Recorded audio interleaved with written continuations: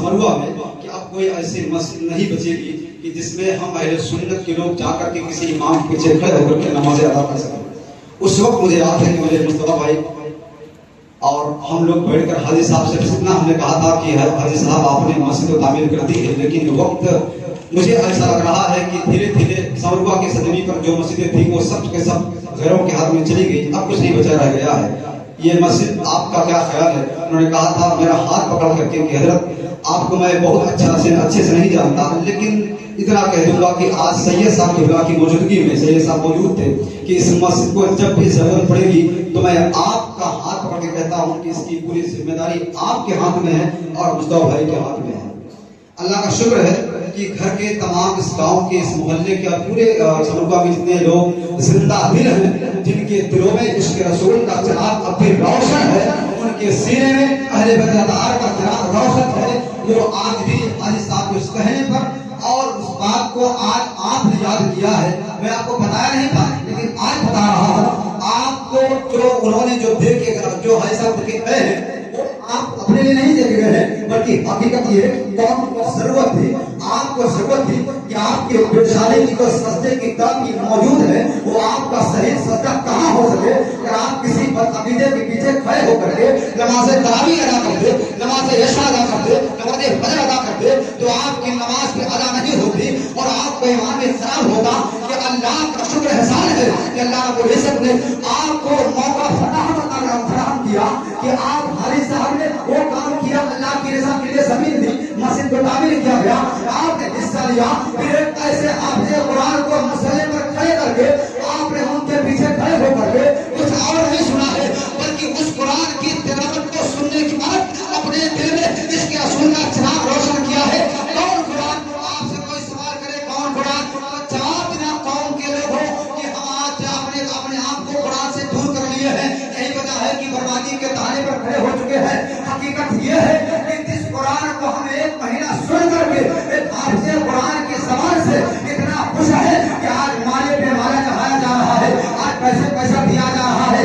एक महीने की ये रौनक है, अब वो रौनक चली जा रही है। जैसा कि जनाब हाफिज भाई साहब से आपने सुना है, वो जबान से आपने सुना है कि जनाब हाफिज भाई साहब ने बताया, तरन्नुम में बताया कि वो शहर की वो रौनक और वो इफ्तार की वो खूबसूरत नेमतें और सब चीजें उठती चली जाएगी। लेकिन याद रखना मेरे दोस्तों, आज जो कुरान से चंद दिन तक आपने जिस कुरान को सुना है उस कुरान की शान क्या है? वो कुरान जो 23 साल की कलील मुद्दत में मक्के और मदीने में नाज़िल होता रहा, वो कुरान से को पूछा जाए अरे कुरान ये बता कि तेरा नुज़ूल कब हुआ है, तो कुरान जवाब देता है शहर रमज़ान से उसरा भी है कुरान, रमजान के महीने में नाज़िल हुआ।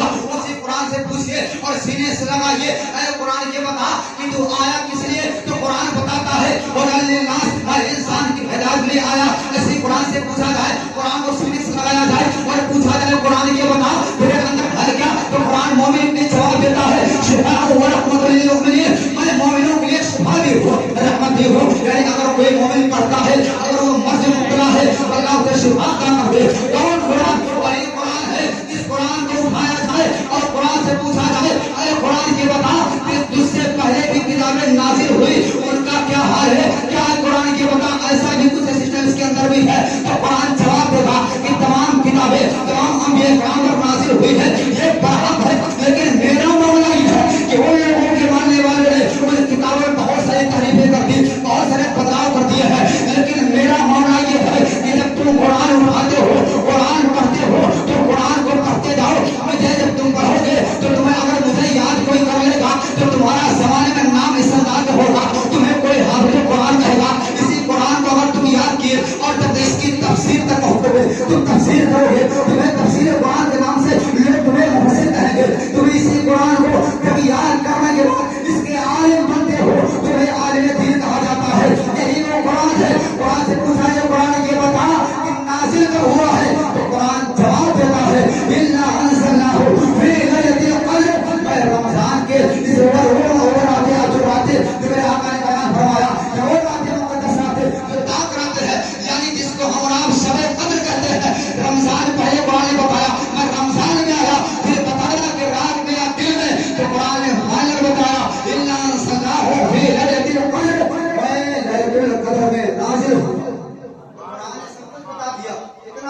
بیان قرآن مقدس کو ہم آپ آج چھوڑ دیے ہیں, بہت دور ہو چکے ہیں, لیکن بس مختصر ایک بات سن لیں آپ کہ ہم اور آپ جس قرآن کو یاد کر رہے ہیں, اس قرآن کو پڑھ رہے ہیں, اب پتہ نہیں رمضان کے بعد آپ پڑھیں گے نہیں پڑھیں گے, اللہ بہتر جانے, لیکن دعا کریں اللہ پھر سے ہم اور آپ کو رمضان کے بعد بھی سے انداز مسجد میں آنے کی توفیق دے, قرآن کو سینے سے لگانے کی توفیق دے. صرف یہ نہیں کہ رمضان ہے پڑھا اس کے بعد پھر ڈانٹا کس یہ نہیں چلے گا, حقیقت یہ جاننی چاہیے.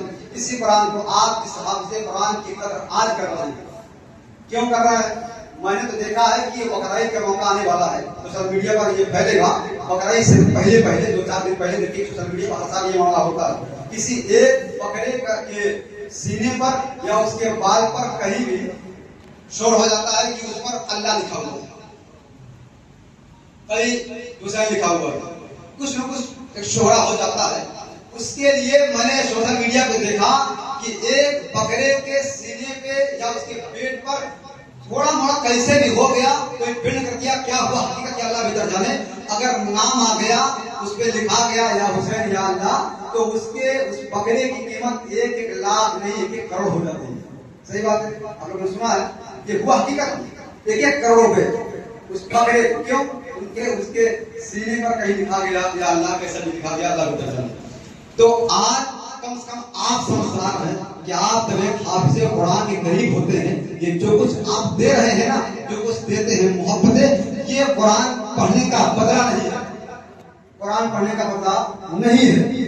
نہ آپ اس کا بدلہ دے سکتے ہیں اور نہ حافظ صاحب لے سکتے ہیں, ٹھیک ہے. لیکن حقیقت یہ ہے کہ آپ عقل مند, ہوشیار, سمجھدار ہیں, آپ قرآن سے محبت کرتے ہیں. حافظ قرآن کے سینے میں یہ قرآن موجود ہے, تب آپ کی محبت دے رہے ہیں. تو حقیقت یہ ہے کہ جیسے آج حافظ قرآن سے محبت کر رہے ہیں, مسلح پر 30 دن ہو تراویح سنائے, یعنی تراویح کی نماز میں قرآن مقدس کی تلاوت کی, آپ کا دل اتنا خوش ہوا کہ حافظ قرآن کے قریب ہو گئے, اتنی خوبصورت محفل سجائی, اس میں ان کی بدائی کر رہے ہیں. ایسے ہی آپ کو چاہیے کہ مسجد کے باہر بھی آپ اپنے حفاظ کرام سے, اپنے قوم کے علماء سے آپ ایسی محبت کریے جیسے کہ رمضان کے مہینے میں.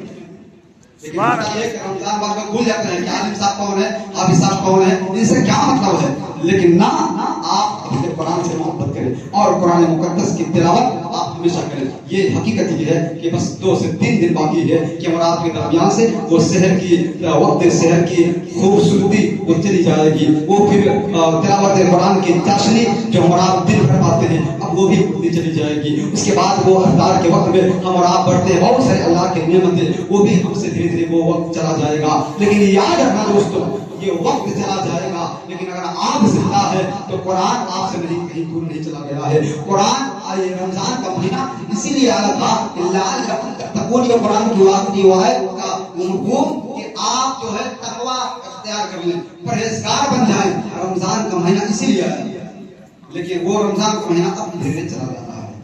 بہرحال دوستوں, میرے بعد علامہ مظفر حسین صاحب موجود ہیں, چند باتیں آپ اور آپ اسے سماعت کریں گے. علامہ محفوظ صاحب موجود ہیں, لیکن میں اتنی بات کہوں گا کہ اس مسجد میں آج جو میرا مقصد ہے, حقیقت مقصد یہ ہے کہ جتنے بھی لوگ حاضر آئے ہیں, مجھے یہ بھی یاد ہے کہ کبھی کبھی عصر کی اذان, ظہر کی اذان ہوتی ہے لیکن نہیں ہوتی ہے بھی نہیں کلیئر رمضان کے علاوہ.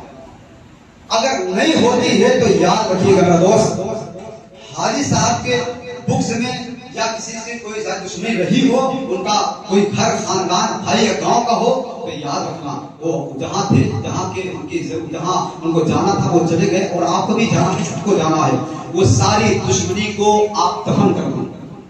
خدا یہ مسجد نہ تو حاجی صاحب کی ہے, نہ تو حاجی صاحب کی اہلیہ کی مسجد ہے, نہ تو حاجی صاحب کے بھائی کی مسجد ہے, نہ ان کے بیٹے کی وراثت ہے, نہ ان کے خاندان کی وراثت ہے.